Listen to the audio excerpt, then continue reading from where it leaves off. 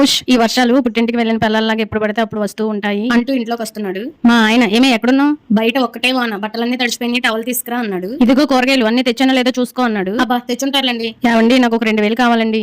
ఎందుకండి? రేపు మా ఫ్రెండ్స్ అందరూ కలిసి షాపింగ్ కి వెళ్ళి అలాగా పార్లర్ కి వెళ్ళాలనుకుంటున్నారండి. నాకేమీ షాపింగ్ కి వద్దండి. నేనేమి తీసుకోను. ఊరికే అలాగా ఫేషియల్ ఐబ్రోస్ చేయించుకుంటానండి. ఇవ్వరా అన్నాను. 2000 అంటే ఏంటో తెలుసా? 2 నెలలకు కూరగాయలకు సరిపడే డబ్బులే అవి. ఇంట్లో ఖర్చులకి నేను ఇచ్చిన డబ్బుల్లో ఎలాగో సగం దాచేస్తావు కదా.